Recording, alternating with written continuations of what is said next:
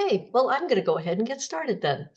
Um, so good evening, everyone. My name is Lori Kaplan, and I serve on the Ashland.news board of directors, and my colleague Hillary Larson from the Ashland.news board is here as well. We're really excited that you could be here with us this evening and that you taking time out of your busy schedule and out of your evening to take on this information. So thanks so much for being here. The program is being recorded and it will be available on the Ashland.news YouTube channel. And we might get that also up on the city website, but I know for sure we're going to get it on the Ashland.news YouTube channel. So tonight's webinar is hosted by Ashland.news and it's part of a series. It's the third program in a series that we've been partnering on with the Ashland Climate Collaborative, the Ashland Together, and of course the City of Ashland. So tonight's program is about protecting your home and yard. We also call that sometimes home hardening or defensible space, and you'll hear all those terms tonight. So that's going to be the focus for tonight. It's been really great to be able to partner together with the city and Ashland Together and the Ashland Climate Collaborative on this work, because this is obviously a really important topic for our community. Charisse, can you go for the next slide? And I just want to do just a very small pitch. Hopefully you all are subscribers now of Ashland.news. We've been around for about 3 years and we're community supported nonprofit news. Our only motive is to help keep you informed and connect you with everything that's going on in Ashland. So if you went to our website, Ashland.news, you can check out our website at any time, but you can also subscribe to get the latest headlines free in your inbox. I love doing that. I wake up 3 times a week and I know exactly what the highlights are in Ashland. And we don't want to have paywalls. We believe that the news should be, everyone in community should have access to the news. So we do rely on financial support from the community, but you can access all the content there. Great community calendar, beautiful photographs. And we have real working journalists here. We're very lucky with that regard in Ashland. So that's just my little pitch. I hope you'll be a subscriber and also support our organization. We are a public service. And now I'd like to introduce our speakers for this evening. No. Our presenters are, oh yes, I'm going to tell you how to participate in the program. Thanks, Charisse. So several people did submit questions in advance. So thank you for that. Those have been sent to our speakers. We are going to have some polls, so that's really fun, where you'll be able to answer questions, and those are anonymous, so you don't have to hide anything. We're also going to be using the Q&A section. So if you look at the bottom of your screen, you should see a little button that says Q&A with a little question mark. If you could do me a favor and try to ask us a question, so we can just make sure that you're able to access that feature. And I think you might also be able to access, there's a really bad echo as you speak. Are you hearing that echo, Charisse? No, I'm not. Okay, I'm sorry, Alex. Don't know what to do. Hello, okay, good. I see a lot of people chiming in there. So we know the Q&A works. You might have a thing to raise your hand, but we're actually going to just use the Q&A window for questions tonight. We're also going to be monitoring the chat. So if you put something over there, we should also be able to see that. And if you leave with questions or we're not able to get to all the questions, we're going to do our very best to get back to you afterwards via email. And you will get a feedback survey afterwards. We really love to hear your feedback. We really look at that and use that to develop future programs. So we'd really appreciate it if you could fill that out for us. Okay, now I think it's time for me to introduce the presenters. So really excited. These are the top people in Ashland to be here with you tonight. So we're very, very fortunate to have this kind of expertise in our community. So our presenters for this evening are Charisse Sidoriak. Charisse retired to Ashland with her husband, Walter, in 2017, following a 35-year career with the National Park Service and the Bureau of Land Management. She co-founded the Ashland Volunteer Wildfire Risk Assessment Program. She's the primary author of Ashland's Community Wildfire Protection Plan, which you're going to hear a little bit more about tonight. And she's the latest recipient of the Ashland James M. Ragland Volunteer Spirit Community Service Award. And congratulations, Cherise, very well deserved. Woo-hoo. Woohoo! And Brian Hendricks is the Fire Adapted Communities Coordinator for Ashland Fire and Rescue. He has served since 2017 and is a certified wildfire mitigation specialist. Before taking over the Fire Adapted Communities Coordinator role in 2021, Brian was the weed abatement coordinator. I bet you guys know about that. You know about weed abatement. I bet you've seen Brian around there. He was abating weeds. And a wildlife mitigation specialist for Ashland Fire and Rescue's Wildfire Division. Brian lives in Ashland with his wife and his 3 sons, so he's a busy man. We're so glad he's here this evening. So with that, I think I've covered the moderator basis, Cherise, and I think it's ready for me to turn this over to you. I'm going to pop in here really quick. This is Hillary. I just want to say in the chat, Mara has said that the chat is disabled. The chat is disabled. Okay. If you want to communicate with, ask any question, go to the Q&A that's at the bottom of your toolbar. Also, there was a question about whether this information applies to Medford as well. And Cherise, I will let you answer that question so you can kick us off. All right. Well, thank you for the question from Medford. Basically, these principles apply in any developed environment where people are living. Some are slightly different, but yes, it's applicable to Medford. If we talk about codes and ordinances or something like that that's unique to Ashland, it will be obvious. So we are just so delighted to have the chance to talk to you, the audience, residents with a stake in the city's future. And ideally, we would be talking in a one-on-one environment, but this is a good way to reach a lot of people and create a relationship. At least we hope so. Our goal is in this workshop is to provide basic information that enables you to take action now. To do this, we are trying experimentally to like polls and chat boxes to virtually share information and motivate you to take action. We will appreciate any feedback you can give in the follow-up survey to say that something worked or didn't work so well, because this is a first ever. So we are going to start with a poll, 1 of 5. This poll is run by Lori, I believe. Mm-hmm. And don't take too much time thinking about them. Just respond promptly so we can get moving.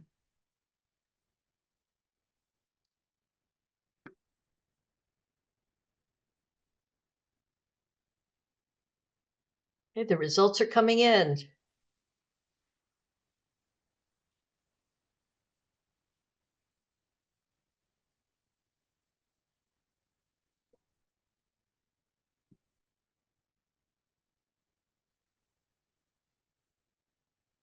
Okay.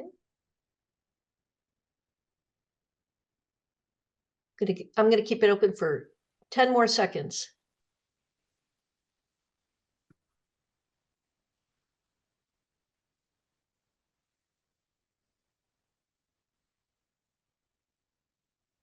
Okay, that's great. We'll have more polls, so you'll get to have more fun later. Right now, I'm going to end this, and we're going to get to see the results. Okay. So what we are planning on doing is running this poll at the end of the presentation to see if it changes. But I see that not too many people think that their home is well protected, or that firefighters will let their, or that fires have the capacity to keep your home from burning. Some people have said that their home is hardened. If you don't know what that means, you will by the end of this session. And it looks like a lot of people think that they have taken some significant precautions to remove flammable materials around their home and hope that that protects it.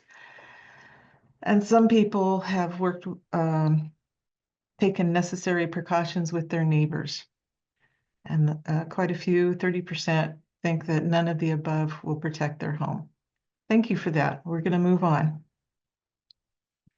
So like I said, this is the agenda. We're going to talk about all of these points. So fire-related presentations often start with what's called the fire triangle. It takes three things to make something burn or combust: oxygen, heat, and fuel. And fire is a chemical reaction that starts with the ignition source.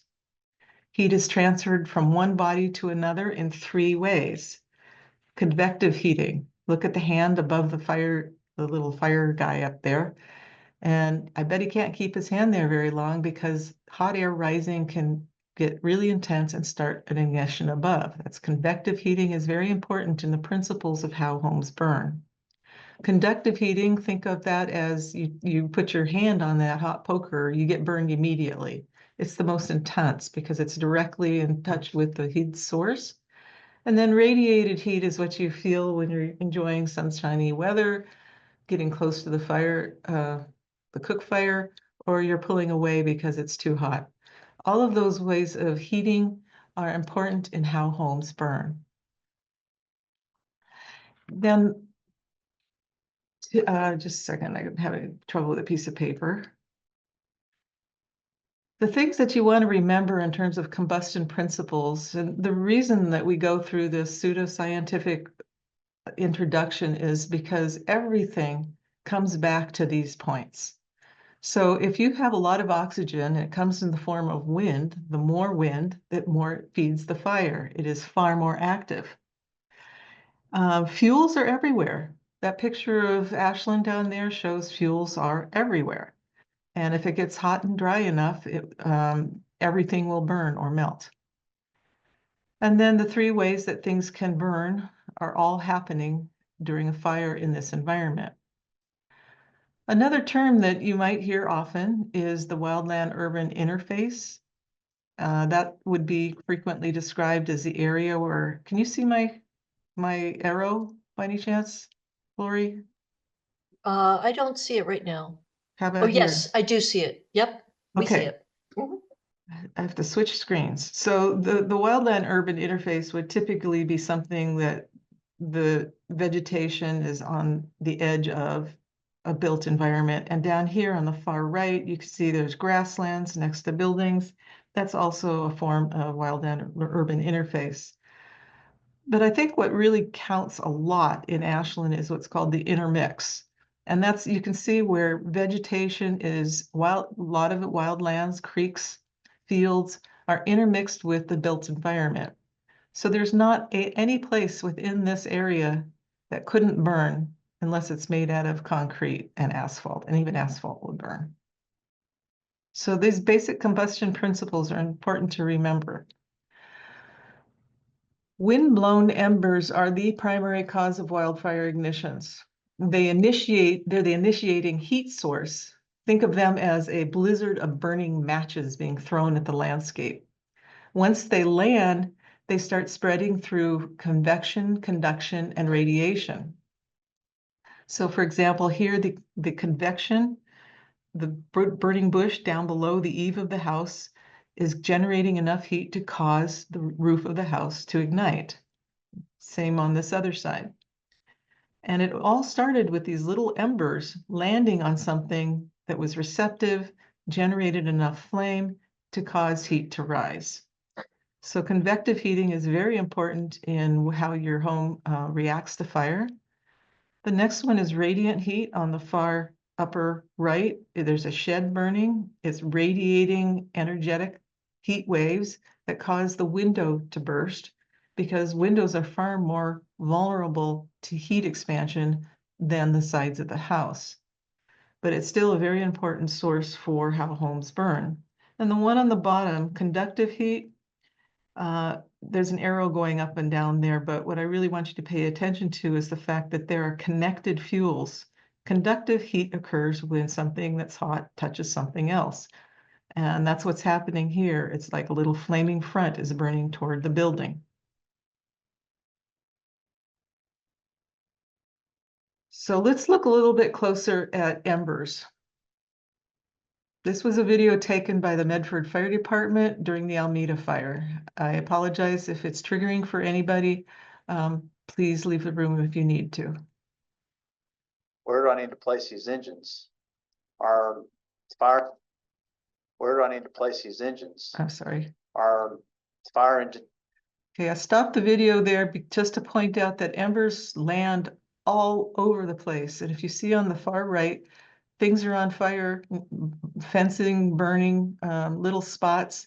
Nobody's paying attention to it because they're actually having to defend homes.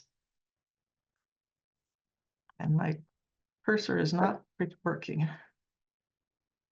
is going where they don't belong right now. John says in the beginning, he approached this fire much like he would tackle a structure fire. Show up and put it out.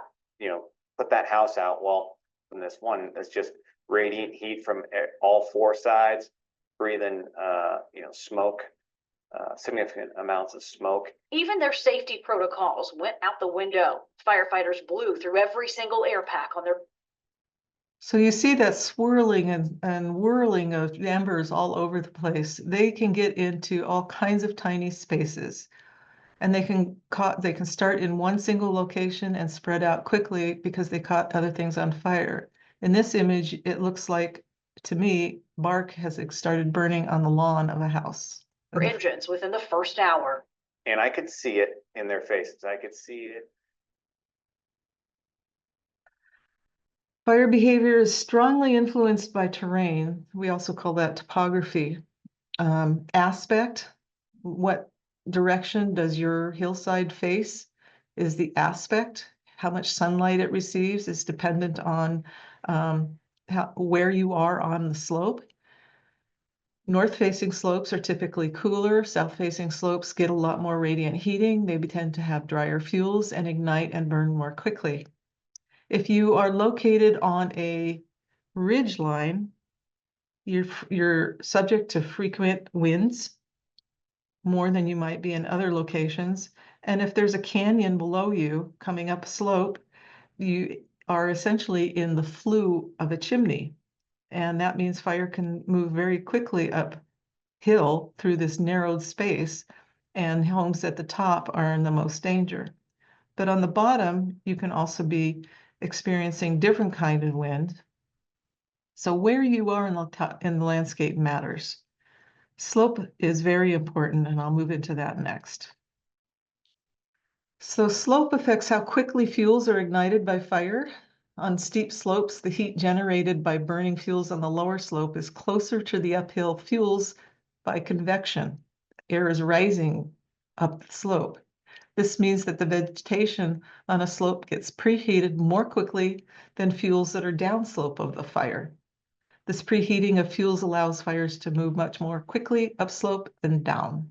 But does that mean that fires don't burn downhill? No, they do. It's just slower because the flames are tilted away from the downhill spread. However, if there are strong enough winds, it can overcome the slope effect and push the fire downhill.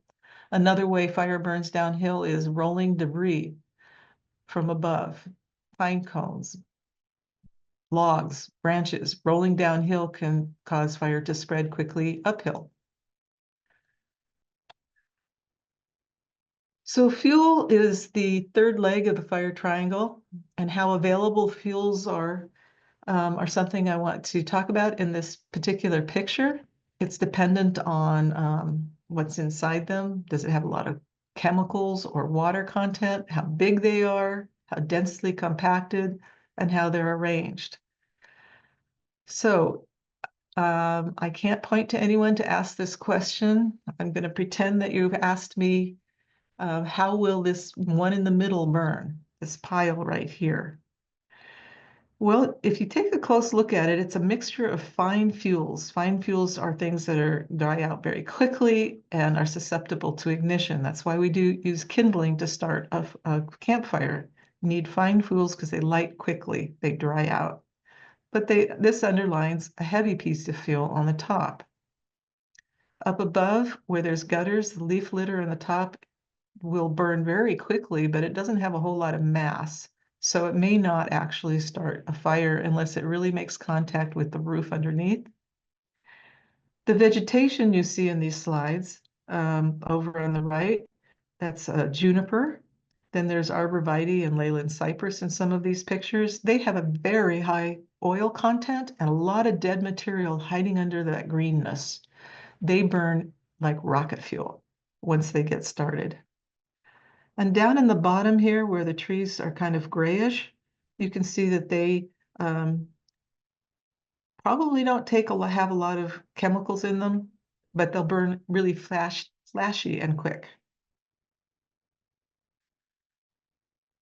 So with this basic introduction to things that could endanger your home, I'd like you to look at this picture and think about, what box do I fit into? Wildlands, rural, suburban, general residential, urban town center.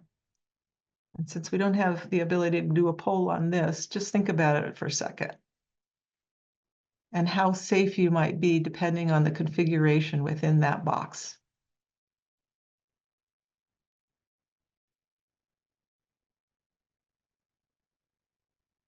So are urban areas and town centers on the far right vulnerable?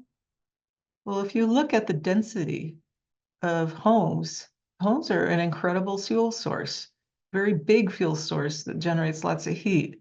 Yes, they are vulnerable. The landscaping in the downtown might be more broken up, but with embers traveling miles away into these areas, if enough of an area gets burning, it can't be stopped. When I was taking a class in Medford, they said they have firefighting equipment sufficient to fight 4 house fires at a time, max. Well, when we get into bigger fires in city environments, it just goes. You can't stop it. In the general residential area right here, I think that typifies a lot of Ashland. Quite a few fuels, a lot of vegetation, well connected.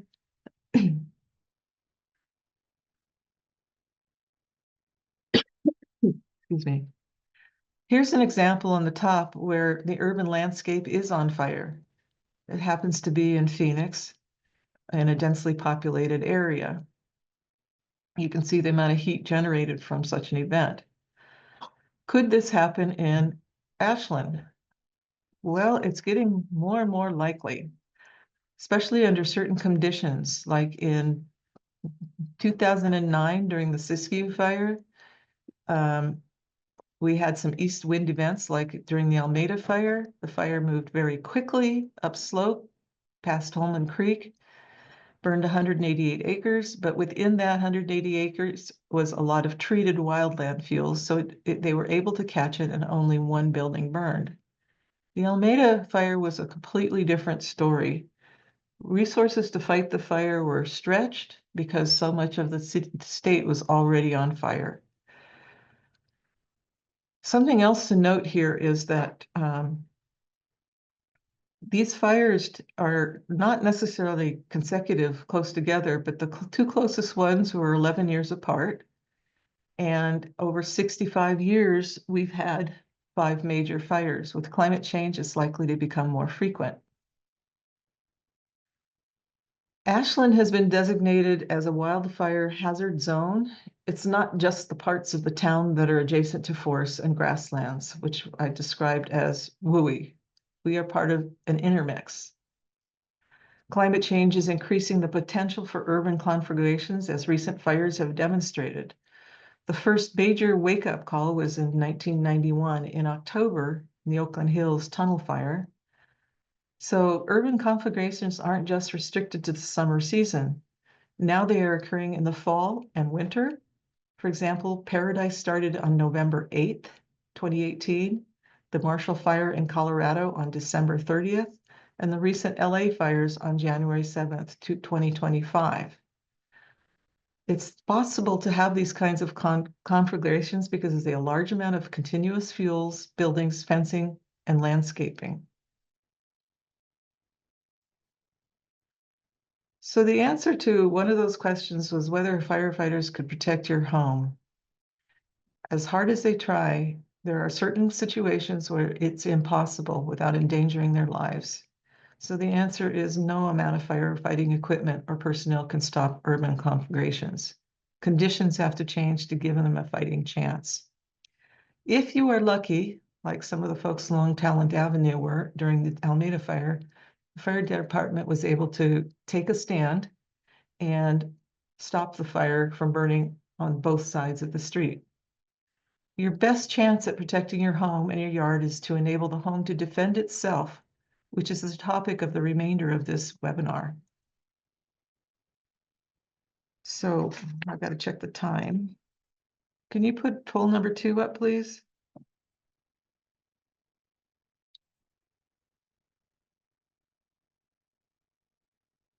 And we're not going to spend a whole lot of time, so just give your first thought to these. Where is your house located?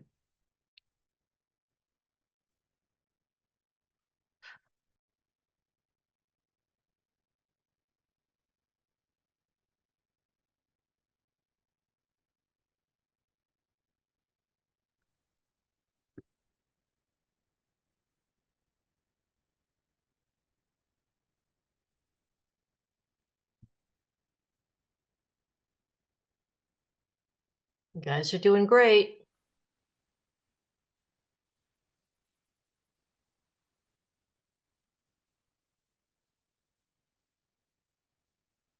I'm going to give a little bit more time here since there's 3 parts to this question.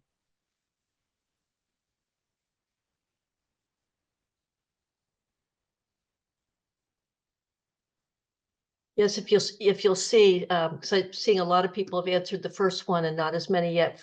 There's actually 3 questions here. If you scroll, you should be able to see all 3 questions. And the most interesting questions are in the last part. Yes, so don't give up. Go all the way down to number 3.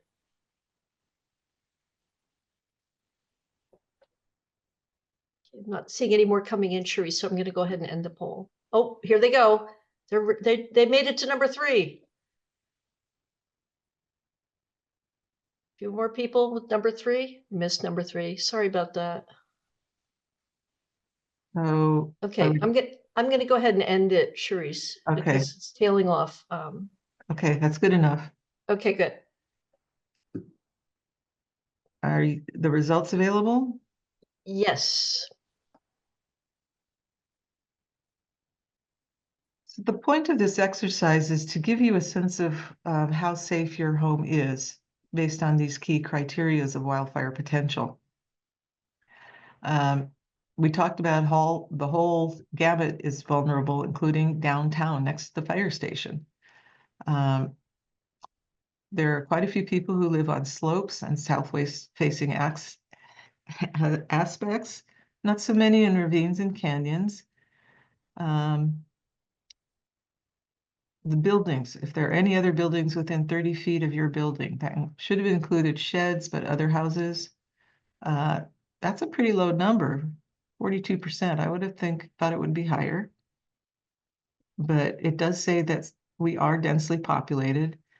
And then the reason for this question on places where people walk, smoke, have open fires, or cook outside is people cause most of these fires that we experience, even the ones that are traveling from far distances. We don't really get very many lightning-caused fires. And that cause could be chains on the roads, sparking, grasses that light up and then move into the town. And then in the last questions,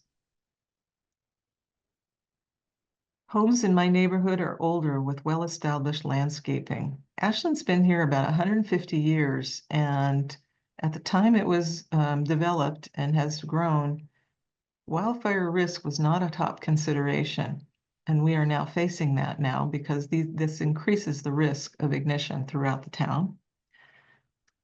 Conifer trees are in my neighborhood. Wood fences are attached to my structures. We're going to talk about that. It happens to be one of the most significant sources of ignition of home fires. So wooden fences attached to the building. And burnable mulches. About half of you have that Well, we should start working on it. Let's go ahead to the next question. I mean, the next part. And The next poll, do you mean? no, well, no, not the poll, no. Oh, okay. I just want to know, are there any questions up to this point that we need to address? Not seeing anything quite yet, Sharice, in the Q&A section. That's okay. So what you should think about after doing that poll is the more of those things that are present where you live, the greater the chances of experiencing extreme fire behavior. And the more important it is to do something about it, which is what we are going to move into next. Just wanted to build the context, and I hope that helped. There is one question that just popped up. I have a question about a wood fence adjoining house. Is there a suggestion to work with replacing like the first 10 feet with another material? We will be answering that question in Okay. the next section. Brian has the fencing question. It's a good one. Okay, so now Brian, can you take over? Yeah. Yeah, I'm able to drive the slides, so to speak. Hello, everybody. Thank you for being here. Brian Hendricks, Ashland Fire and Rescue. Thank you, Sharice. So this next section, I will be talking about the hardening of homes. And really, the most vulnerable parts to a home are kind of the appendages of it. Just like a human body, the arms and legs are typically the most things commonly injured because they're out there interacting with the world. And they're less dense, just like eaves, patios, decks, wood attachments, lean-tos, carports, things you have stored right next to the home. A lot of these are contributing factors to ignition of the home because they are less durable against heat and flame. The most vulnerable parts of the home itself are the roof, the eaves, the wall siding and trim, especially at the base of walls, windows and doors, especially doors with glass in them, and then holes for ventilation or utility access, and then any wood attachments. So that could be patios, trellises, decking, lean-tos, kind of sheds for tools. We come up with a lot of things we end up storing around our homes from just daily living that we need to be more mindful of what they are, what they're composed of, and how fire might be able to affect it. The roof can be extremely vulnerable, mainly because it's the largest horizontal surface that's first going to probably accumulate a lot of windblown ember. So if your roof is not fire resistant or you have a lot of debris on your roof, that's a big risk. Anything under the eaves of your home can affect the walls, the windows, or heat rising up into the eave itself and affecting the underside of the roof. Are you able to advance your slides? Yes.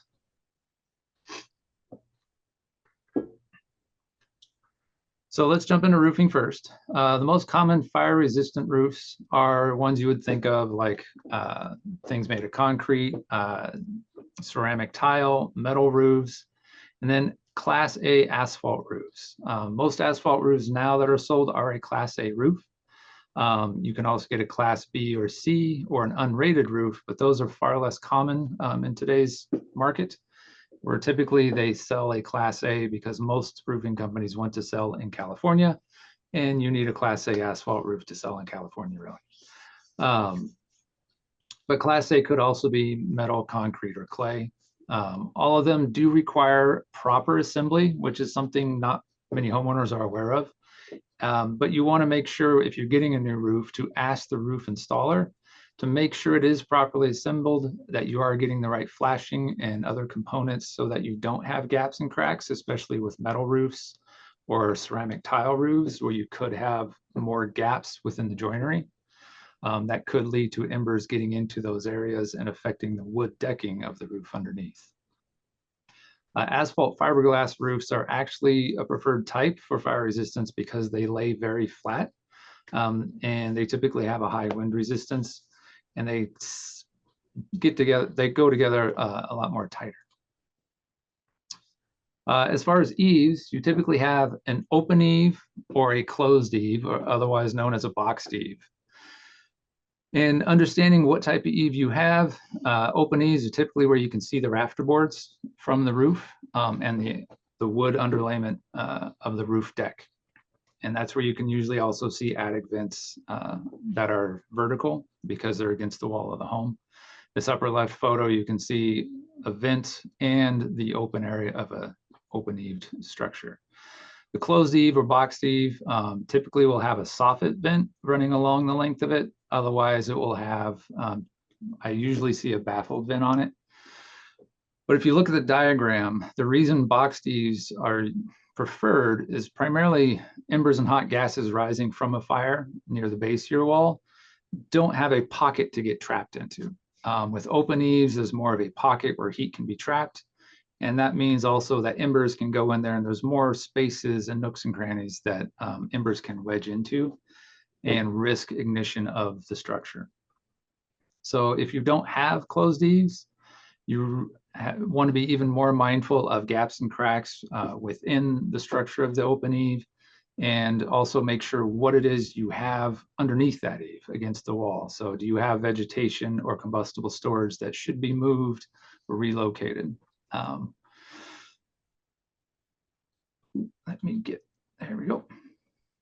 And along with the eaves, a big component is gutters. Rain gutters do wonderful things to keep water away from the base of your walls, capture that water running off the roof and direct it into areas that are better for your property. The issue is, if you have debris in those gutters, you're basically allowing a pocket of fuel to potentially burn right next to your roof decking. And since roof decks are made of wood and then the roofing is on top of that, there's an exposure risk within the edge of the roof line. So gutters can accumulate debris. You want to clean them out regularly so that, like this photo shows, debris accumulations and then ember landing in it causes ignition within those gutters, right? The gutter you see falling is a vinyl gutter. Vinyl gutters are not recommended in our region for this reason. Is debris is in it, fire starts, that gutter typically melts and falls to the base of the wall. And since it is burning, you're just adding fuel to the base of the wall, which we'll get into risks here in a moment. Metal gutters are recommended. That way you keep them clean and no debris. They're less likely to ignite in any way and not fall and melt off. But even if there is a little bit of debris in them, it keeps that gutter from falling and melting. So how often do you clean your gutters? And when do you do that cleaning, right? A lot of people I talk to say once a year. Well, it should be at least twice a year. It should be in the springtime when you're kind of cleaning out all that leaf debris, but also in the late summer, early fall, typically starting in August or September, depending on how many trees are around your house and how much debris you get accumulated, because August, September, October are typically much hotter, drier months. A lot of our fires in this region start in September. And anybody who has madrones or some types of oaks near their homes also know that leaf fall starts around that time as well. And you do not want leaf debris accumulating in your roof during the summer season, because that late summer is when everything is nice and dry. You really don't want any debris around your property, and especially on your roof or in your gutters. But if you have a lot of trees, especially anyone who lives around a lot of ponderosas, you're going to be cleaning quite often to keep that pine needle out off of your roof and out of your gutters.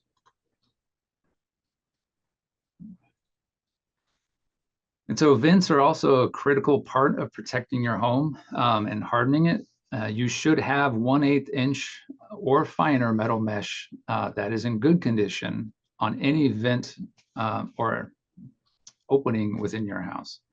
So attic vents especially, but also crawl space vents. Most soffit venting, which you see in this bottom photo, is a 1/8 inch size hole. So it's not a metal mesh screen, but as long as those holes are nice and small, it helps prevent larger ember that can sustain itself once it gets through that hole. You really don't want that large ember getting through. Smaller embers, less than 1/8 of an inch in size, typically do not have enough heat to sustain itself once they get past to start fires on the other side. The little golf tee you see in the upper right-hand photo is really, if you can fit a golf tee within the hole of the screen is too big. You would want a tighter mesh screen. And also be aware that birds and other rodents, if they have access to your roof, love to poke holes in them. So at least once a year, check your screening to make sure it is intact, get it repaired if it is not.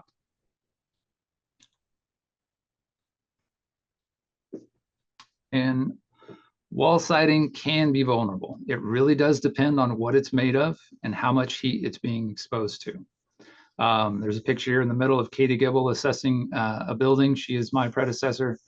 We're going through talent, evaluating homes that survived the fire in Almeda. And even this house, which is a cement board sided house, had sustaining fire right next to it. It caused the bark mulch to ignite because embers are blowing in. It impacted the wood fence attachment because that mulch allowed the fence to burn. And the vegetation right around that wall allowed that wall to heat up and start burning and charring.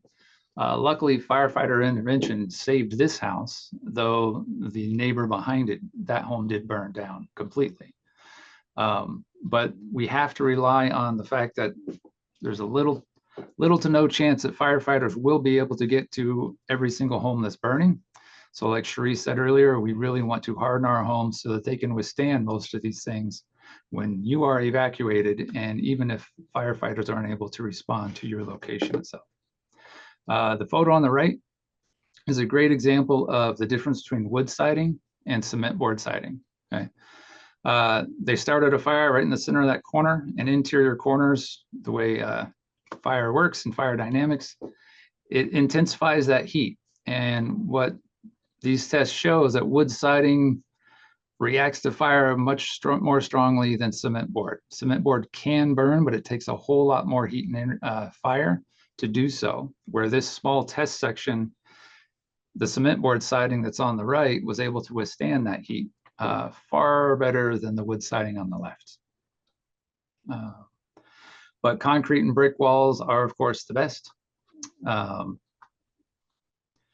Fibrous cement board is good, but you just want to make sure you don't have vulnerabilities next to it. Large shrubbery is still a high risk for cement board siding. Bark mulch is still a high risk for cement board siding. So make sure those things are farther away. Wood siding, if you have it, keep it in good shape, keep it sealed so there aren't large gaps and cracks. Caulking and painting wood siding goes a long way to making sure that it's nice and sealed so that ember really can't accumulate in those gaps. And it will do the best job it can to resist any radiant heat from nearby. Wood shake, it is really the most vulnerable out there. Stains and oils on it are also accelerants. And so wood shake sided and wood sided homes, you're looking for at least 10 feet of distance from anything combustible. You really don't want any heat nearby these types of walls. We kind of treat them like windows where we don't want heat right there. So keep combustibles as far away as possible. Upgrade if you can, but siding is an expensive upgrade. A lot of people can't do that very easily. And then also a thing to note is trim boards are a weak link. So even a lot of cement board sided homes have wood or pressed wood trim boards. And so corners of homes like the photo in the Katie is in here. It has compressed board trim, and you notice the lower section of it did burn. And that gets also to the base of the wall, where this is the most, maybe we should start that. It is an extreme weak point with housing. Wall siding by design has a gap for moisture control, unless you have typically a brick wall or a concrete block wall. Because even many stucco walls have a gap at the base where it exposes the interior structure of the home up underneath that gap.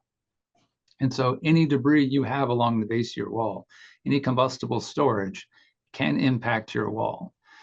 These examples here, the first two on the left and the one on the far right, shows walls in a weakened condition, primarily because of the debris around them, but also wood attachments or wood lumber leaning in it against it.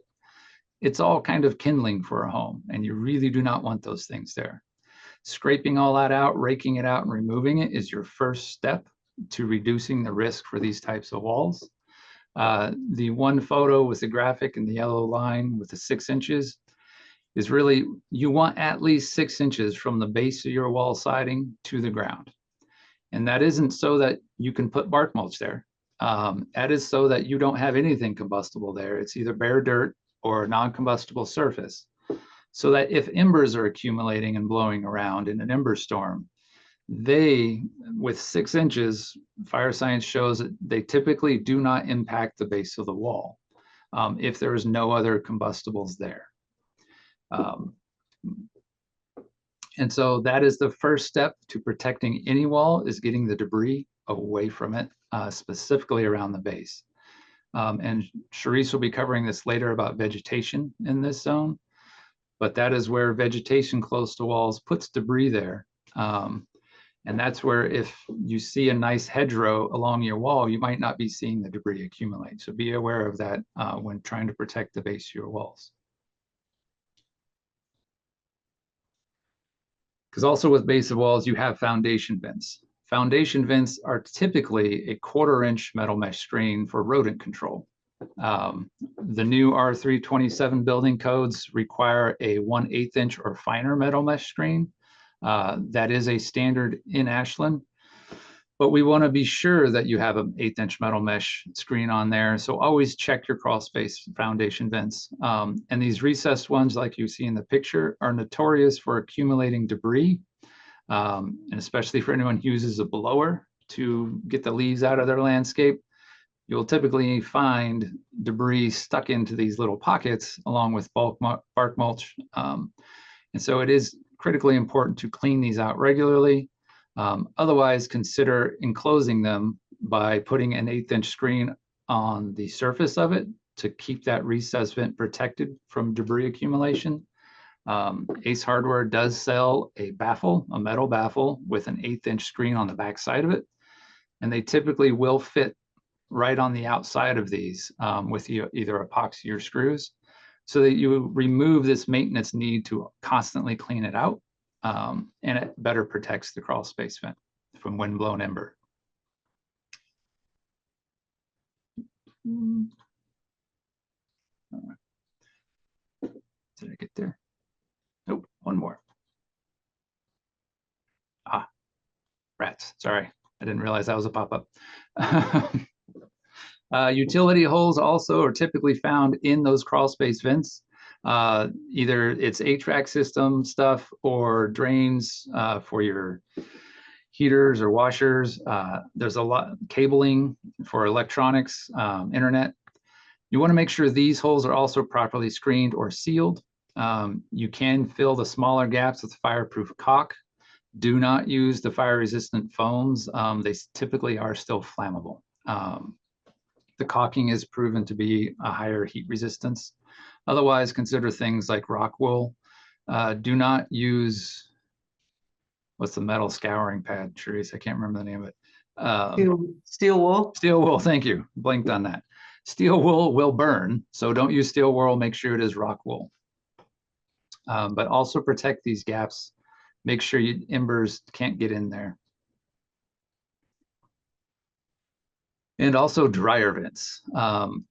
They usually have a lot of lint buildup. The flaps, because of that lint, won't always close. And in high wind events during wildfire ember storms, these flaps being open and a whole bunch of lint there means this is a weak point for your wall. So regularly clean them out. It's good for your dryer. Also, just to keep that pipe clean. But lint is very flammable, so we don't want it accumulating on the ground or within the vent exit itself. If you can, upgrade to a stainless steel louvered vent without an 1/8 inch screen on it. That's important. Some do come with an 1/8 inch mesh screen. That will clog up really easily and you'll be cleaning it all the time. You just want the louvered flaps to be able to fall back in place. So if nothing else, clean out your vents regularly so they don't build up lint. And then protecting windows is critically important because windows are one of our weakest points in the house because they resist the least amount of heat compared to like a flat wall surface. If you can upgrade single pane windows to double pane, and further upgrade than that is getting tempered glass because that can withstand a little bit more heat and also impact. Tempered glass is usually found on round archway glass above a house or on skylights, but not typically on your regular dual pane windows. But it'll usually have a emblem down on the bottom left or right corner of the window telling you whether it's tempered or not. Otherwise, if you're buying a house, you can ask the builder whether or not that's a feature. But dual pane glass insulates more against heat. Once a window breaks, you have direct entry of fire into your home. And so you want to protect your windows at all costs. And that is also being aware of anything you are storing near windows, just like walls. So be aware of what is around those windows to best protect them. All right. And then moving on to decks. It is a wood attachment to your home, typically. Some decks have metal pillars, metal framing, and composite decking material. Those are great. They are much more fire resistant. Your common deck is going to be made of wood. Whether or not you have vegetation growing under it or next to it, or any other debris accumulations, clean around your decks, clean under your decks. Do not let vegetation grow under your deck. All vegetation can burn under the right conditions. It's just kind of increasing the risk if you let it do that. Also, shrubbery or anything else you're using right around the edge of your deck, we don't recommend it, but otherwise keep it lean, clean, and green to best protect that deck. The deck on the left, made of wood lattice. That stuff dries a lot. It turns into literal kindling in a couple of years. So treat it as such. Keep it clean. Don't let debris accumulate. Keep vegetation out of it. The picture on the right is one of the best protected decks you can get. That is an elevated deck over 3 feet tall. Any deck that's less than 3 feet off the ground, we typically recommend to enclose it fully so that debris and vegetation can't get under there. And that is usually with a metal mesh screen or cement board siding or a non-combustible siding to fully enclose it so that you don't have to constantly maintain and keep debris out of there. And it also helps keep vegetation from growing. But be mindful of needing possibly access doors to it because that comes in handy later on down the road, usually for maintenance reasons. Brian, I'll add that if you seal your deck, you can go to the next slide. Yeah. And you don't use screen, the deck itself is more prone to rot from below. So you always have to consider ventilation if you seal it, which is why screening with metal is a good idea, not with lath. Yeah, and that's where the bottom left corner deck looks to be a screen enclosure. It helps keep debris out, any windblown debris and windblown ember from accumulating under there. But open decks that are low profile, that we call them, means they're less than 3 feet off the ground, which means any bark mulch or debris under there can affect that deck and any debris accumulations. The best decks are fully sealed, like concrete patios or the one in the center top, where it's a nice and tight decking surface of wood in really good condition, and the base is fully enclosed.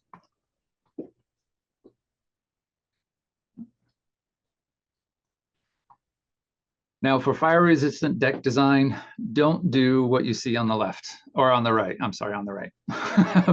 Don't stack a lot of wood lumber underneath the deck, especially highly elevated ones. Don't store firewood, lumber, combustible storage. This is not the place to do that because open areas like this that are unprotected means windblown ember has a direct chance to land on this stuff and ignite it. And it is a contained space that will capture all that heat right above it, and it will directly impact the deck or the home right there. So to harden a deck, in the graphic you see on the left here, what it's really telling you is that you can replace just the deck boards that are right next to your home. And when doing that, you're removing the old wood deck board. You can install a metal flashing against the base of the wall and around that ledger board to help protect the house and that connection from the rest of the wood deck. And then when you would need to remove that first board, and you're putting a non-combustible board or a fire-resistant board, like something like Trex, a composite, in the place of a wood board. And that's really just like getting combustibles away from your home. You're improving the distance from the house attachment to the rest of the wood deck. Because a lot of the times embers land, start fires, and they slowly burn across the deck towards the home. This helps remove that wood decking away to help slow down or stop a fire that progresses slowly towards a home. It is considered a higher cost modification to your home, and it works best if the deck slats are running parallel with the walls of your homes. If they run perpendicular, it's a little more complicated, but it is possible to cut a strip at the very end, but it requires more framing. If you have questions about things like this, please email us. I can help walk you through things like that, or talk to a contractor. A lot of people do this kind of thing. All right. So here we want to watch a video about kind of the differences between a hardened home and a typical build in a WUI environment. And they threw fire at it, and let's see what happens. So from start to finish, we're going to start with our ember generators, which we use to recreate a realistic ember exposure. Embers are those small burning and smoldering particles that may travel ahead of the fire front. And what we do with our generators is we create the realistic exposure, and in our wind tunnel, we're able to throw them at a building. And then we have a building that has two sides to it, a good side, which uses wildfire resistant construction, and what we're considering a typical building that we would see in a wildfire prone area.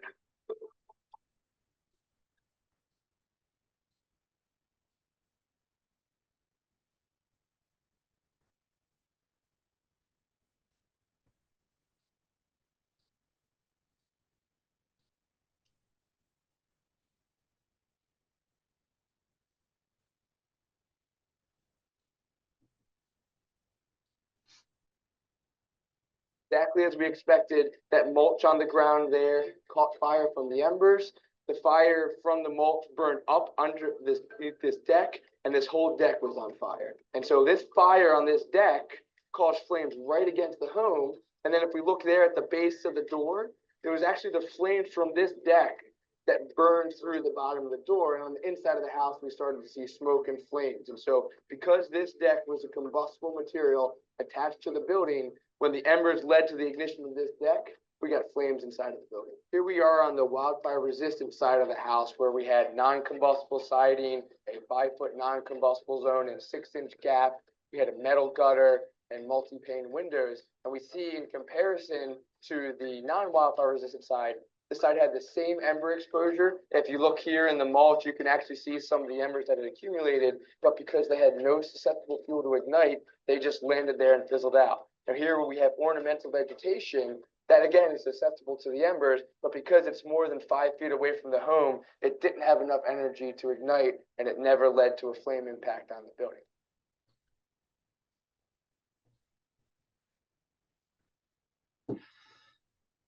All right. So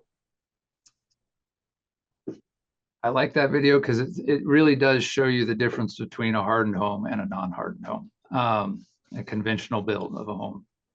And so really making even those adjustments in that first 5 feet of removing debris, hardening your walls, hardening your deck, enclosing decks so they can't get ember under them, does a lot.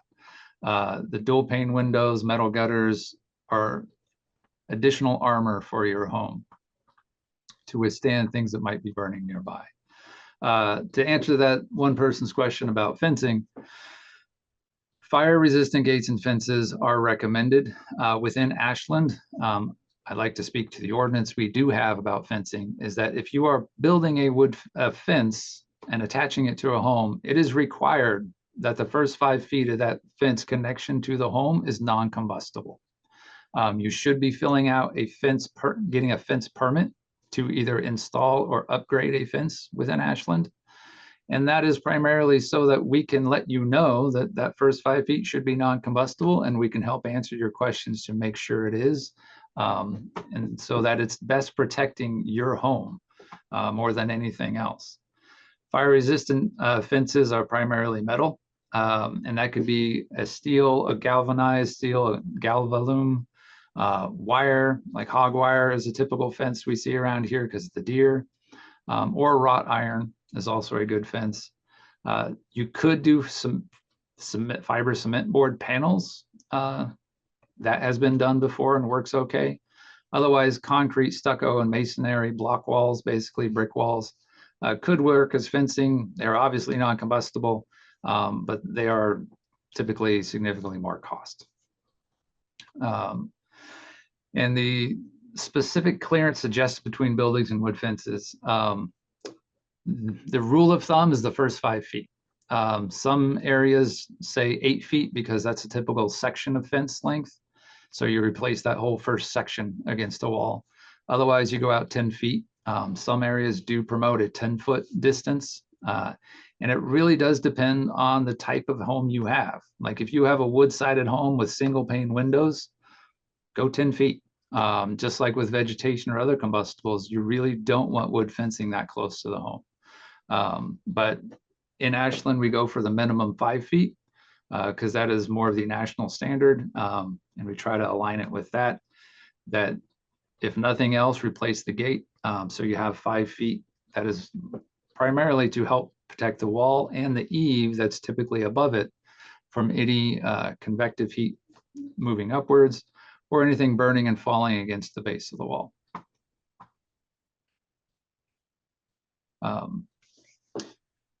But if you have wood fences that are existing and you don't have the budget, let's say, to upgrade it or remove it, one thing during a fire event that you could do is open the gates when you evacuate. Prop them open, use heavy things that are typically non-combustible, like large rocks, work great, bricks. Because if you open your gate, you're removing the connection to the rest of the fencing that is typically the perimeter fence. In a situation like this in Alameda, this person opening their gate helped remove their fence connection from the rest of the fence that was igniting and helped protect their house. This house did have firefighter intervention, but these types of steps do help and also allows firefighters, when they are patrolling in an event, see that they might have access to a home and better be able to have a safe entry point to better protect it. Otherwise, be aware of the other burnables around your home. This is where our daily life and storage habits really do matter because keeping our recycling and garbage bins next to the base of walls means we're storing combustibles next to our walls. Plastic burns, the things inside garbage cans, especially recycling bins, burn. Wood piles. Don't store your wood next to your walls. That is the biggest request I would ask. Find a better solution or fully enclose it and treat that enclosure like your home. So it is fully hardened and sealed, and you would have to open it to gain access to that wood. So that wood is protected from windblown ember.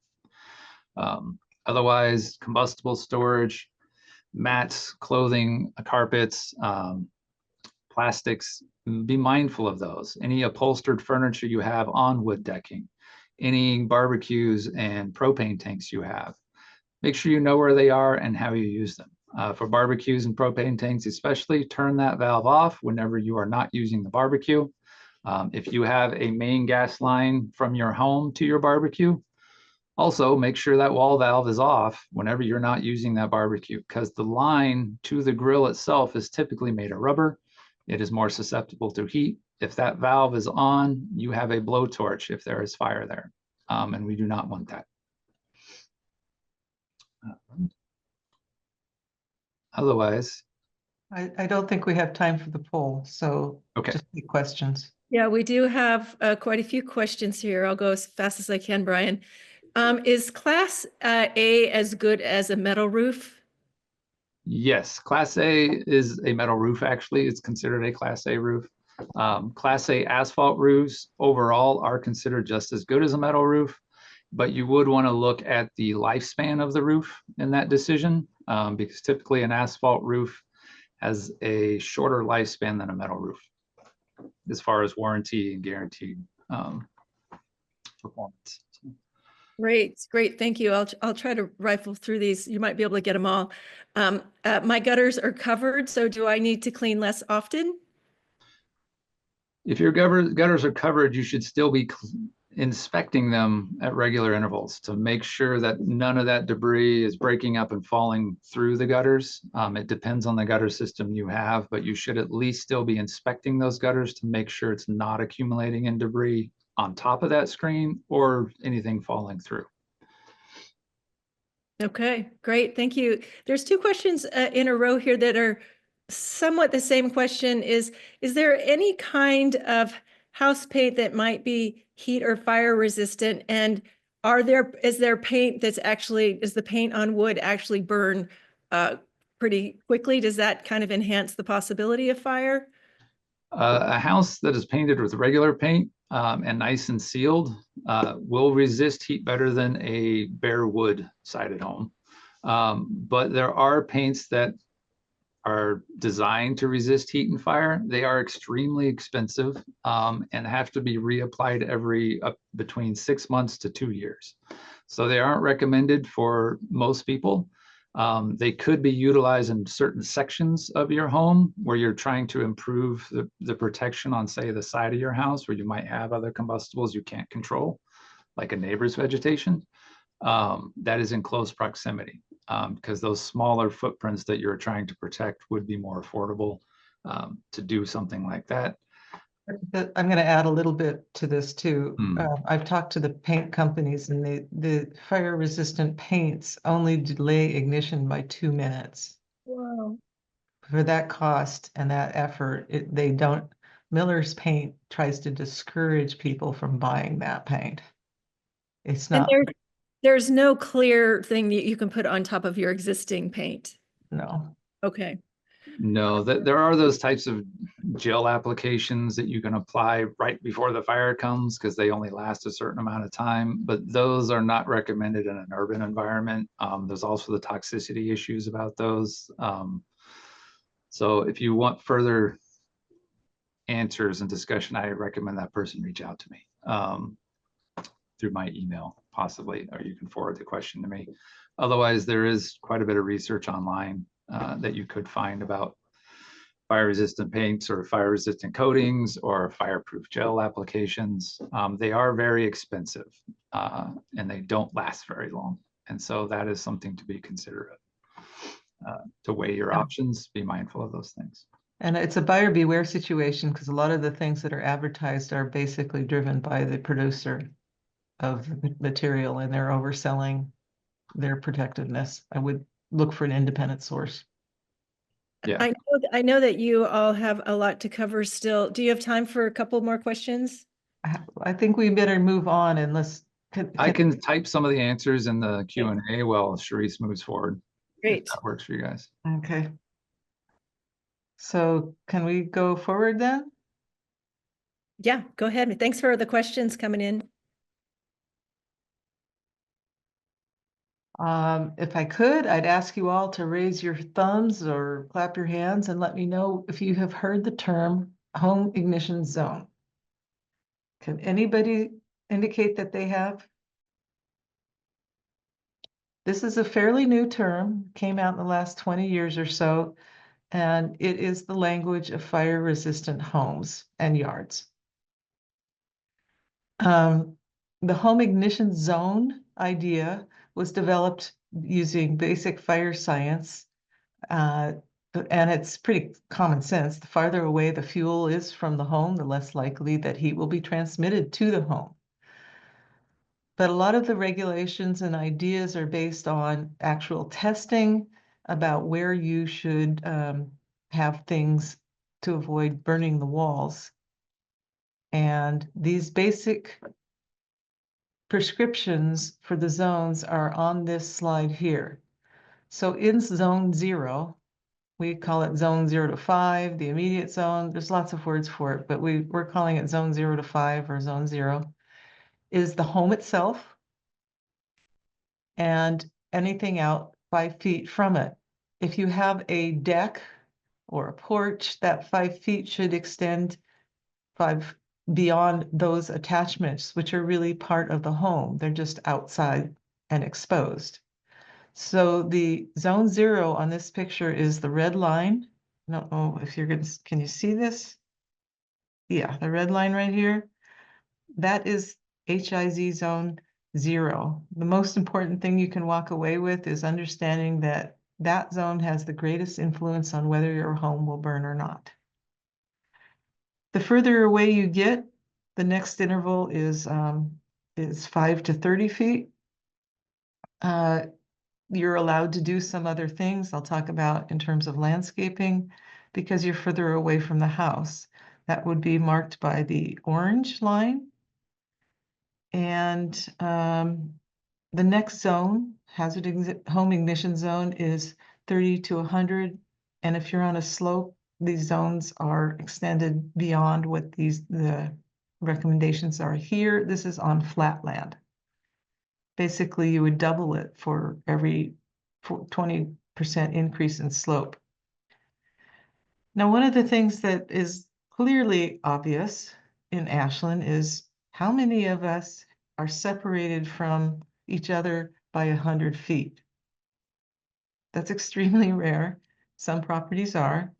So down in the lower part of this slide, you'll see that these zones overlap in urban environments.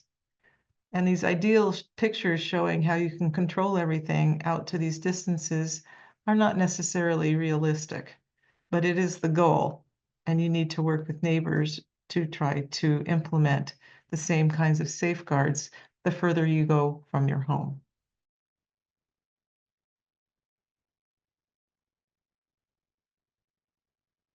One of the things that I think would be helpful, because we're trying to enable you to make some decisions about what you can do right now, is to take a few minutes to think about what kind of burnables are in your zone 0 at your house. If you want to drop in a comment, what do you keep in that 5 feet from your house?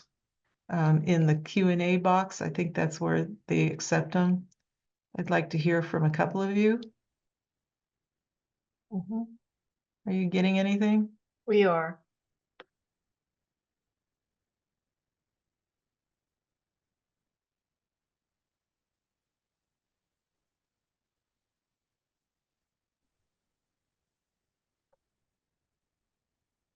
Sharice, you want me to read a couple of these for you?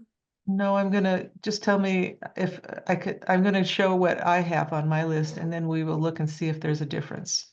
Great. So these are the kinds of things that I've seen as a wildfire risk assessor around homes, commonly. And if we go forward with the idea of removing all combustibles within 0 to 5 feet, that could have a dramatic impact on you, what you do around your home, what kind of decorations, where you cook, where you put your garbage bins, what kind of plants and mulches you use. But because this zone is so critical to keeping the house from burning, it's time to start thinking about where those materials or attachments should be so that your home doesn't burn. Like, do we have to have flags during fire season and decorations and curtains hanging outside? We don't want to destroy our quality of life, but we might have to rethink it. Are any of the things that people suggested not on this list? I am seeing a dogwood tree. In a potted plant? Yeah, it looks like that's kind of generally the same idea. Bicycle, smoker, gardening tools. Yeah. Ornamental grass. Oh, not a good thing. We're going to get into plants next, but as you see on the bottom of this list, plants and mulches are frequently in that zone, which is why landscaping is so important. I'll just give you a real quick warning that planters and planted pots, dry potting soil is flammable. So if you're going to keep potted plants within 5 feet of the house, you need to keep them well watered and all the dead material out of it. And I would be careful about having a giant tree in one of those pots. So let's talk about landscaping best practices. This is frequently called defensible space. There are lots of guides out there, and I've done a lot of research on the utility of these guides. This is one of the most important rules in landscaping conditions. When you think about creating a wildfire-resistant space, you have to consider 4 things: placement of plants and mulches, the spacing between plants, mulches, and other things, maintenance, and the last thing that's really critically important is plant selection. Oftentimes we do the reverse. We say, oh, we're going to pick the plants. Well, don't pick the plants until you know where you can safely place them and space them, and if you have the capacity to maintain them. Here's an example of probably a somewhat typical home, although there would be many more nearby, of how vegetation interacts with the home. So you've got trees overhanging the roof. They deposit a lot of leaf litter. And it piles up in the gutters. That's a lot of kindling for embers to light.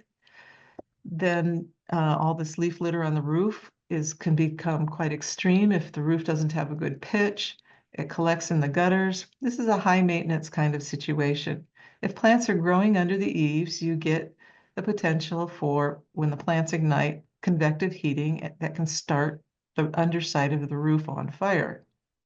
If you plant plants close to the windows, particularly vulnerable high flammability plants like conifers, it's a very high probability that the glass will break. Glass breaks at 180 degrees, annealed glass. Tempered glass breaks at 600 degrees.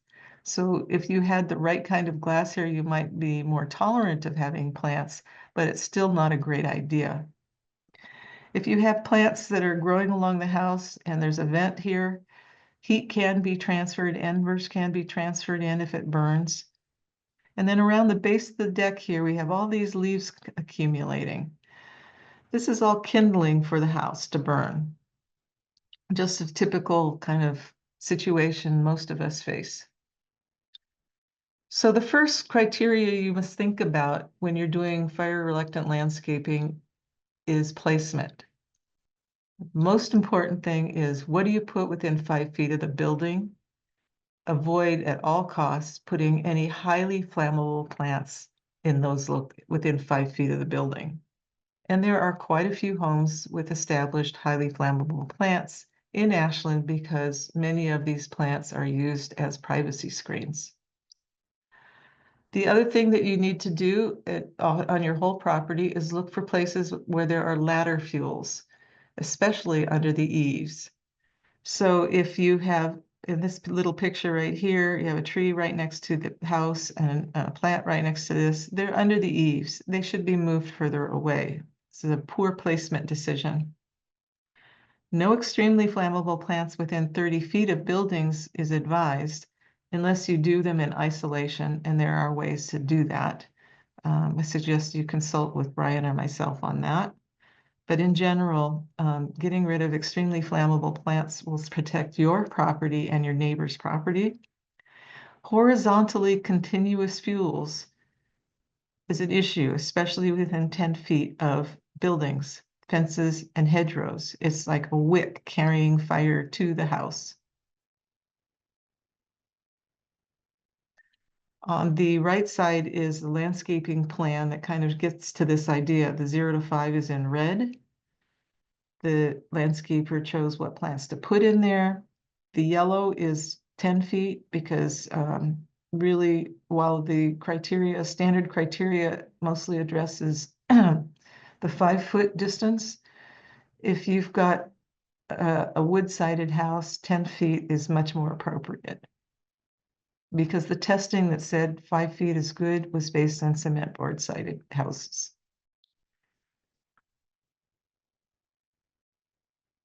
Now here's an example that kind of brings it all together.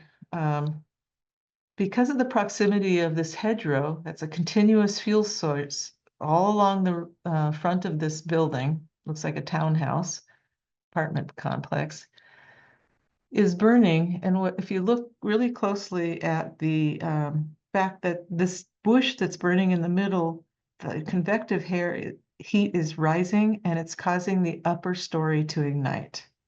It's not just right next to it on the roof by the shrubs.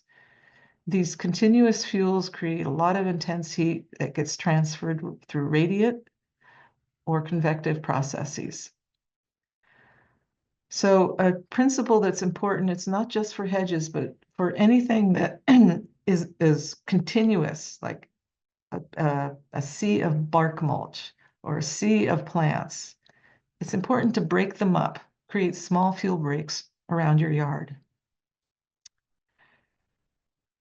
One thing that I get pushback on a lot is that 0 to zone, while they prescribe no vegetation or mulch is advised in zone 0, and in California, if they get their way, they will prohibit it. But there are things you can do to mitigate that risk, but it has to do with placement of the right kind of species, their form, how well they're maintained. Obviously, an irrigated lawn is a lot less flammable than some of the ground covers we have available to us.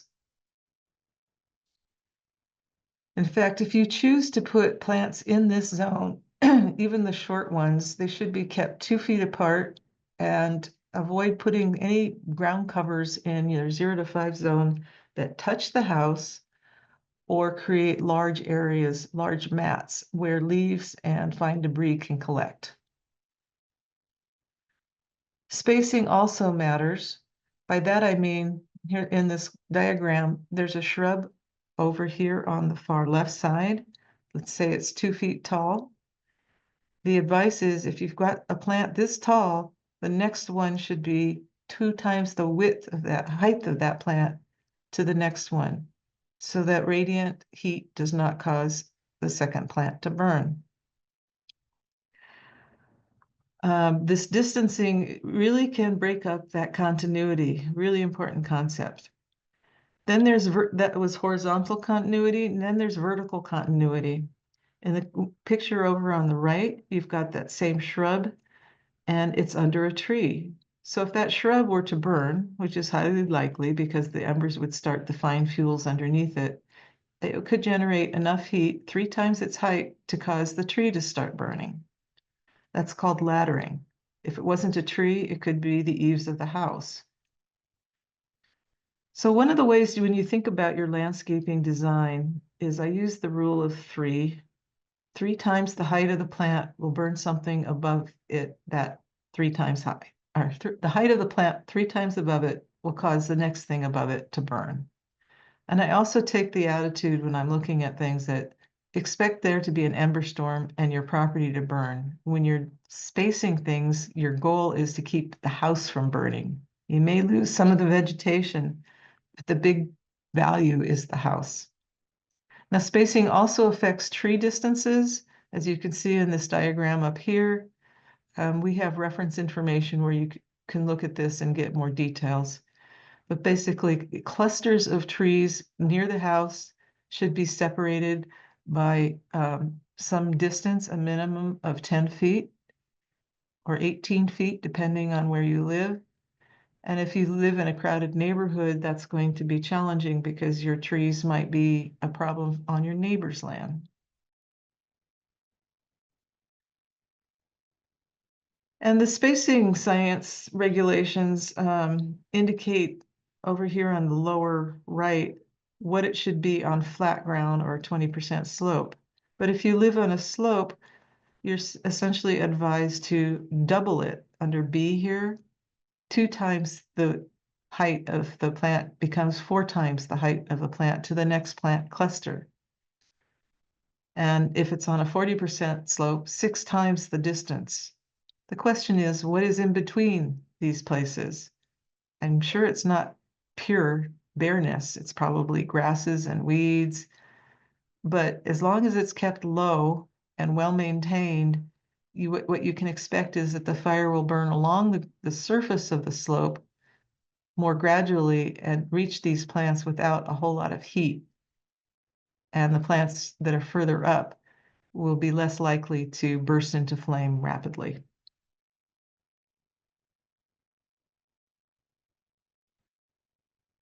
The third key is to maintain the landscape. It's a constant job. Some of the things that need constant maintenance are pruning plants to keep them the right size and distance from buildings and other plants. If you let your yard go wild, it might be good for some wildlife, might be good for rats, but you need to make an attempt to break things up, like maybe put a pathway between these shrubs so that they don't grow together. Remove dead plants and fine debris often, and water and mulch smartly to keep the soils and plants healthy.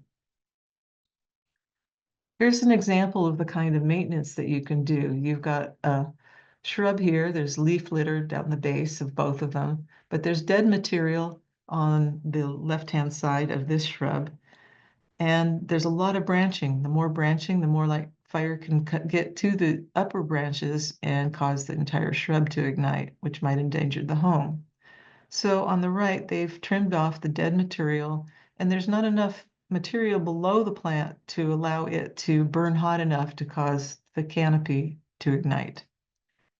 These are very useful techniques. And it's a challenge because a lot of horticulturalists and landscapers were taught to do a lot of layering. That can be somewhat problematic if you don't choose the right place and layered plants in your design. Another set of tree maintenance practices are to prune branches up at least 6 feet above the ground and above underlying vegetation and other combustibles. Since the preferred distance is actually 10 feet up, but as the tree grows, you can prune the tree up further. Young trees cannot be pruned more than 1/3 their height from the base without potentially harming the tree, which is what this middle box talks about. And if your tree looks kind of diseased, like the one over here, so consider hiring a consultant, an arborist, because a stressed tree becomes far more vulnerable to ignition. Here's some risk reduction tips that apply to all zones. Remove all extremely flammable and invasive plants if they're present, and monitor for possible reestablishment. Avoid mass plantings of all types. For example, over here, the grasses are a mass next to a wooden deck. The stuff in the middle is bamboo, right between both sides of this house. It's in the courtyard. Really bad plan. Bamboo is extremely flammable, constantly dropping fine debris. This home is at great risk because of the bamboo there. And in this slide right here on the right, there is a suite of young arborvitae planted next to a wooden fence. This was a flipped home in Ashland. And unfortunately, by doing what was done here, it's all up against the neighbor's house. They're going to be assuming all of the risks. So be careful about planting these highly vulnerable species so that your neighbor's house doesn't burn and then generate enough heat to cause more neighbors or even your own home to burn. A key concept here is to break up areas. The sidewalk, this pathway, become small fire breaks. Concentrate on doing a lot of those in your yard so that it's not a continuous swath of fuel.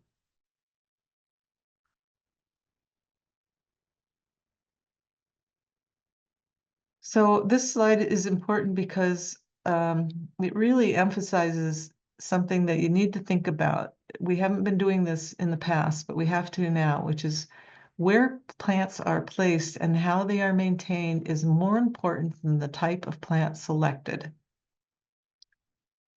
A lot of the old plant lists, you plant the plant, you think you're safe, was problematic. And the other thing is that proper plant care and maintenance are critical to mitigate wildfire risk. So maintenance, you just got to do it. Mulch and wooden fencing are the main things that have been carrying these fires house to house in an urban conflagration. And while this is a technical looking slide, it really tells an amazing story. On the far left, this tall bar right here, the bottom shows how hot that mulch burns, the dark red. This is shredded rubber. It burns the most hot, doesn't spread as fast, and it produces the highest flame length of all mulches tested in this laboratory in Nevada.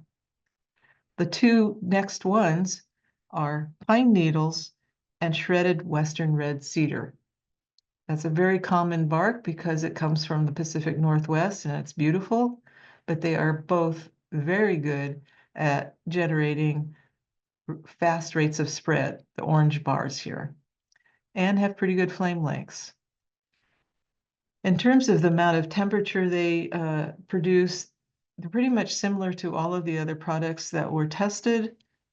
And the product that was on the far right, these are kinds of mulches that came from the Tahoe area, so I can't really compare them, except the one, the medium pine bark nuggets. We get things like that, bark nuggets. It's kind of intermediate here. And the one on the far right is composted wood chips. They generated pretty good a temperature, but they have a very slow rate of red spread and a short flame length. If I was to compromise and put some kind of organic mulch down that would burn, I would go toward this direction of composted wood chips. One of the questions that we got from the audience asks this question, which we'll get back to later on. What's the best kind of chip to use? Finally, we're going to get into plant selection. Ideally, select plants that are right for their location and climate. You don't want them dying and becoming a piece of fuel. You don't want them to burn intensely or facilitate crown fires, and you don't want them to have invasive qualities. When I teach my class on plant selection and fire-resistant landscaping, it's usually an hour and a half long, and we go into great detail on these topics. But the one thing that you do really need to consider in plant selection is what not to select. For example, don't plant, and I highly recommend removal from your property, tall grasses that turn brown unless they're isolated from other plants. Bamboo, all types, are fire prone and not advised. Pampas grass is ridiculous. I wouldn't plant that.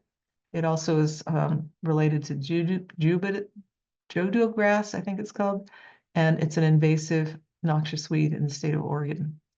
Brooms are a big problem. They contain oils and dead material. All arborvitae, juniper, cedars, and cypress, including the dwarf varieties. Mugo pines seem to be popping up all over Ashland, but the shorter the pine doesn't make it less vulnerable. In fact, it's more vulnerable because all of the ground fuels can heat up underneath those pines and cause it to torch out. A tall tree, you can remove the underlying fuels and have the crown survive. These species, like the arborvitae, burn quickly and explosively because they contain a lot of internal fuel, as you can see here when one was cut open, and contain volatile oils, waxes, and terpenes. So what are you supposed to do? You're supposed to select plants that are slow to ignite, that don't sustain combustion for long, and burn with low intensity. Who are they? Well, people have been trying to give plant lists out like candy for the last 20 years. Just give me a plant list. The unfortunate thing is that all plant lists are problematic. Nobody has it right. There's no standardized testing. And a lot of plant lists conflict with each other. So my best advice to you is to start looking at characteristics of plants that are likely to be fire reluctant or fire resistant. They are typically have moist and supple leaves, broad leaves. They accumulate dead wood, minimal dead wood. They have slow sap or resin material, and they retain water, and they are watered sufficiently to be healthy. Highly flammable plants are fine, dry, dead material, contain lots of volatile oils. Often, not always, they have a strong odor like rosemary, which has oil pits in every single one of the leaves. The sap can be gummy, resinous, and have a strong odor, and loose, papery bark.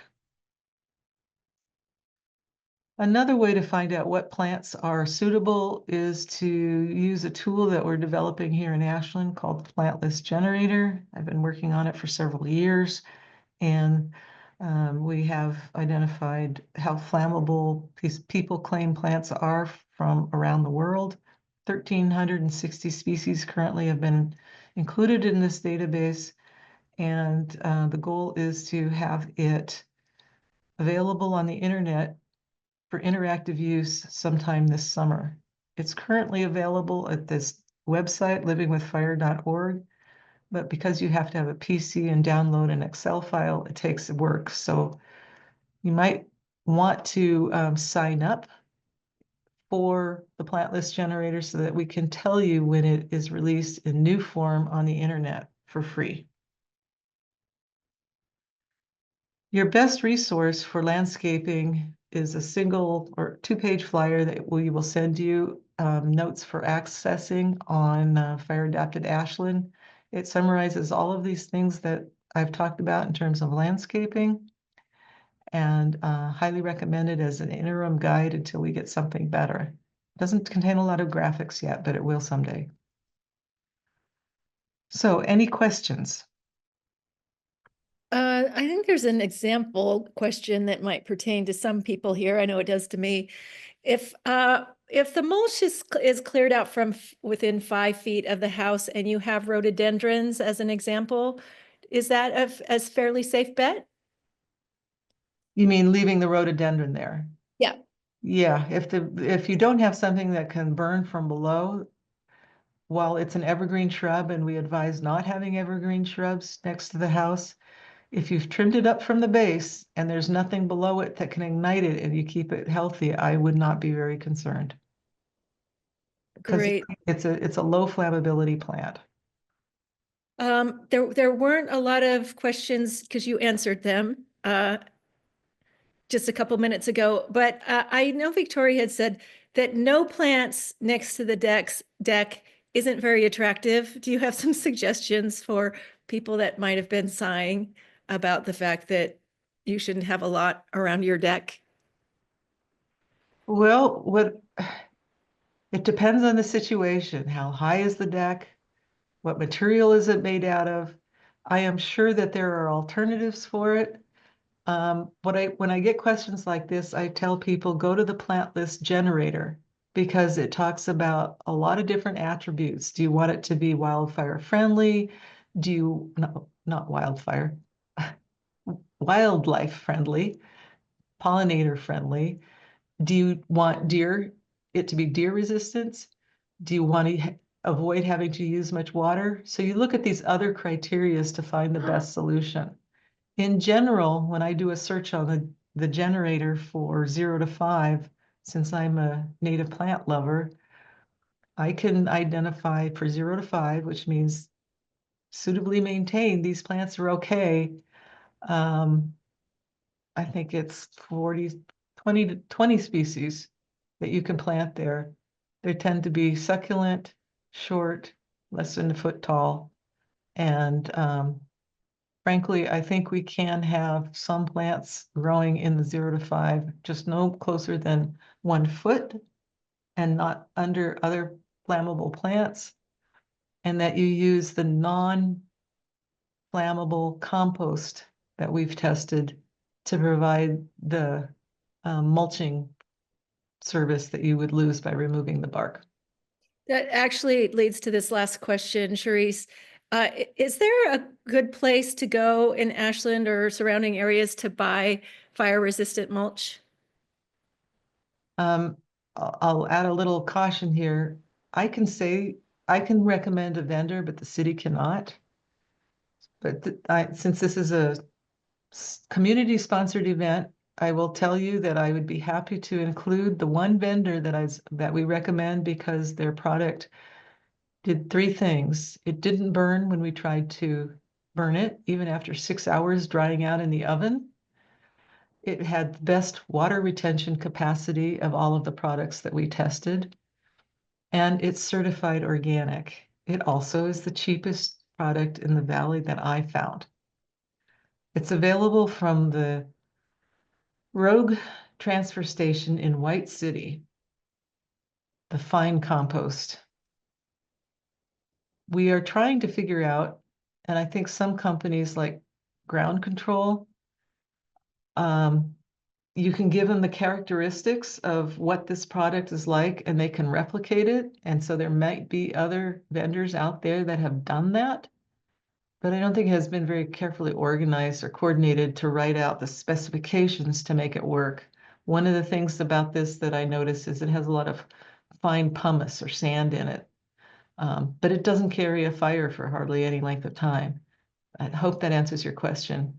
And And could you repeat the name of the product? it's the Rogue Fine Compost, not medium, Rogue Fine. And it's at the transfer station.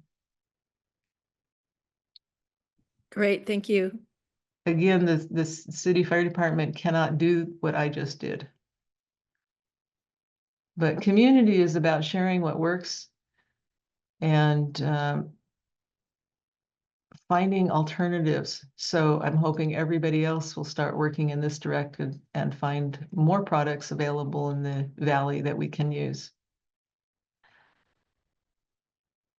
Okay, so I think my time's up. Let's see if we have time for this.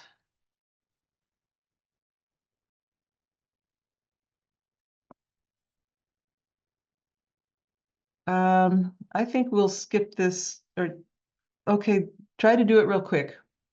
We're about 10 minutes behind. So just a couple minutes.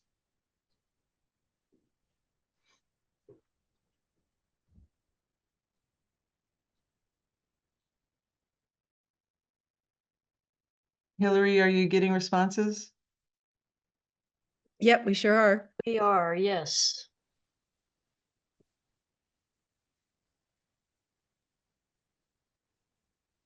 Yes, people are doing it. Thank you, people.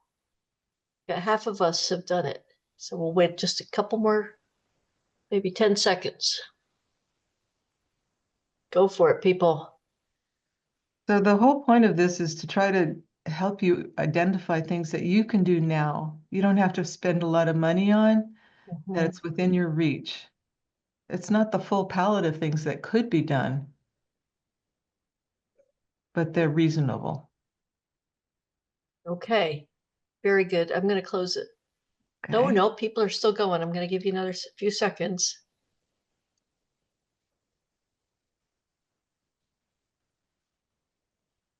Okay, now I'm going to close it. Okay. Wow, that's inspiring. A lot of people have things that they can do. And I'm assuming the ones that don't have a high mark, like breaking up hedgerows and moving firewood, is because they don't have firewood or hedgerows. Great job, you guys. I'd like to take this poll in a couple months and see how well you've done. Okay, that's just to give you some ideas. So Brian? Yeah, I will quickly talk about the issue of neighbors. Okay, so neighbors who don't work together, you really increase the risk to your whole neighborhood.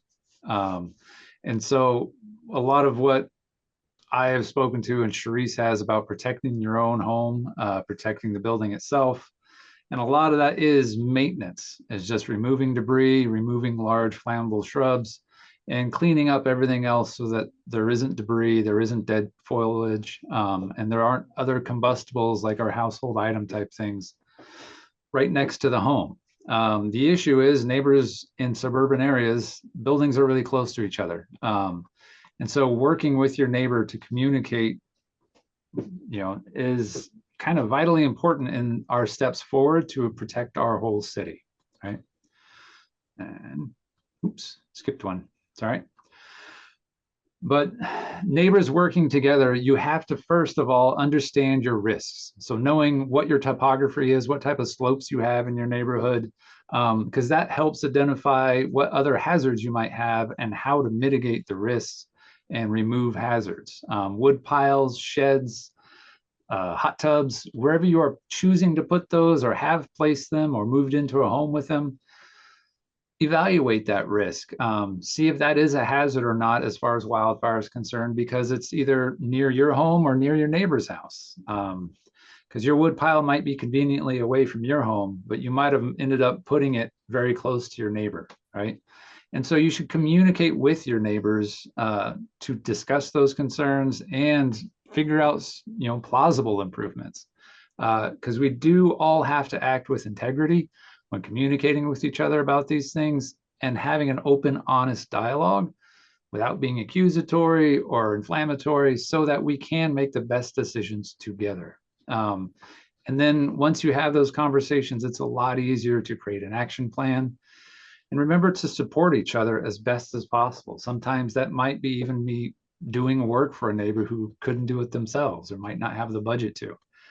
Because protecting their home is protecting your home. Because if you're within 60 feet of each other, it really does matter. You don't want either home to ignite. So like in this example, neighbors are working together to keep flammable vegetation away and making decisions to move wood piles or relocate sheds so that we're actually protecting both structures, not just thinking about your own. Because we really do have to work together into the future to keep our city as best protected as possible. And that's why I'm excited to initiate the next steps in the new CWPP that Sharice has had a big part in and written actually. And so sometimes with neighbor conversations, it's hard to discuss with neighbors. Sometimes you had something happen 20 years ago that really makes it hard for you to talk to each other. This might be a tool to help you. The Ashland Wildfire Risk Assessment Program is trained volunteers by the fire department. Again, this is what Sharice helped design and set into motion, is to get volunteers certified in understanding wildfire risk and to help figure out how to reduce those risks for the rest of our community. They come out, or I come out, to do a 1-hour walk around your property and talk about the hazards present and ways to reduce the risks. Encouraging a neighbor to have one of these assessments is also a good tool, so that it's a third party talking to your neighbor about the risks you're concerned about, and that way it helps alleviate some tension and could also help initiate a conversation with a neighbor you've maybe never talked to or you're hesitant to talk to. But to get a wildfire risk assessment, you really just have to go to ashlandoregon.gov/fire adapted. On this page, on the right-hand side, there is a set of quick links. Requesting a wildfire risk assessment is the top link there on that page. Otherwise, reach out to me and I will get you on the list. Okay, thank you, Brian. So we're coming to the end now. We really wanted to show you some things that you could really focus on, and agreed that the most important safeguards that you can pay attention to is having a Class A roof in good condition, removing all combustibles, including bark, mulch, and fence connections within 0 to 5 feet of structures, particularly during fire season. I know that might be challenging because it might change the way you have to live your life, but I'm sure with your creativity, you can make it work.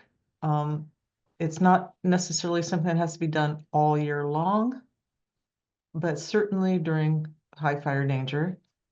Making sure your vents and window screens are in good condition. At a minimum, go outside and walk around your house tomorrow and see if there's any gaps, holes, tears, and if they're the right screen size. And maintaining the 6-inch ground clearance at the base of the walls. Sometimes in an older home, we build up the ground outside the home over time, and it starts intruding above the siding. That causes rot. And it also means that you no longer have the exposed foundation, and everything that accumulates up against that wall could burn the wall down, which is why this 6 inches of ground clearance is so important.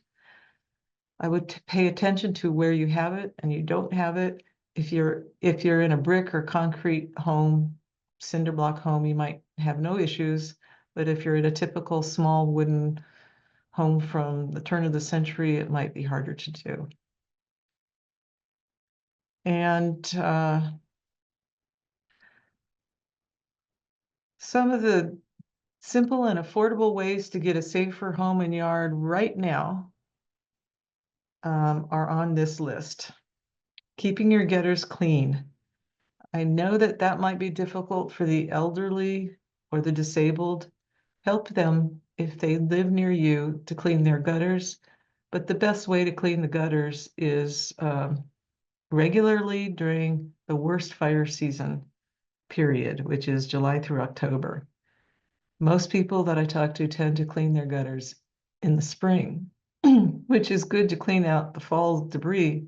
But when the fire danger is highest, if those gutters, which have been accumulating material for months, are now filled with debris at the hottest time of the year, it's not a good thing. One simple thing is to make sure your skylights and windows are closed during high fire danger, particularly when you leave home. Don't store firewood under the deck or next to the house. Keep the dryer vent system free of lint. Remove spider webs. Spider webs, especially around vents, are little traps for embers. They catch them. Go and take a broom and remove them. Remove dead plants and plant parts on your deck in a potted plant, around the potted plant, in the yard, around the deck. Removing dead plant material really can help. And then pruning trees and shrubs to eliminate ladder fuels. Removing highly flammable plants from within 10 feet of windows. That fire-reluctant landscaping best practices mentions what those really bad plants are in general terms, and the plant list generator can give you many more. Another thing you might not have thought of is that your debris bins can fall over in winds, and all of the contents can spill out during a fire and just make a big kindling pile to burn your home down. It would be a shame if your home burned because of a garbage bin falling over. So try to figure out how to secure your bins so that they are not next to the house underneath the eaves and not likely to tip over. And as Brian pointed out, working with your neighbors to reduce shared risks. That just involves talking, developing the will to do it. So I think we're getting close to the end of our time. Yeah. We have a list of questions that were submitted, and most of these have been covered during the presentation, but because we're out of time, we will respond to them in writing and send them out in the post-event email. So can we do the final poll?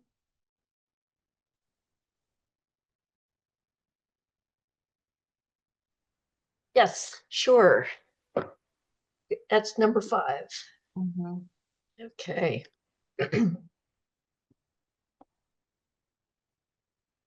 And again, we're trying to find out, did this presentation change the way you think about things?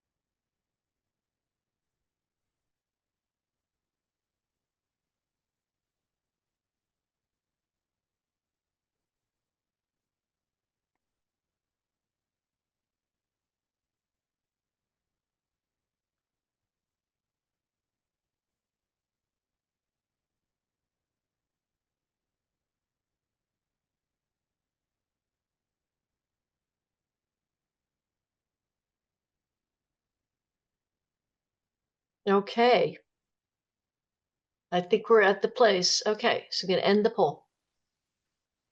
Okay. Oh, I do see a change. The top two have dropped off as a consideration. A lot of people feel confident that they've done basic precautionary work around their homes. That's good to hear. Okay, well, let's close the poll and the team will analyze the differences later on. So the last thing we're going to do is talk about upcoming events. Right now, the Community Wildfire Protection Plan for Ashland is out for public comment after a year and a half of community input, surveys, working groups, and research. It's ready for your feedback. We'd love to get it. We've been reflecting on the escalating wildfire situation over the past decade and many other things, and done a lot of good research, and have laid out a bold and critical vision to protect the things we love about Ashland. We'd love to hear what you think about it. We've used cutting-edge technology and science, and the plan proposes that all properties are ready for the next major wildfire within a decade's time.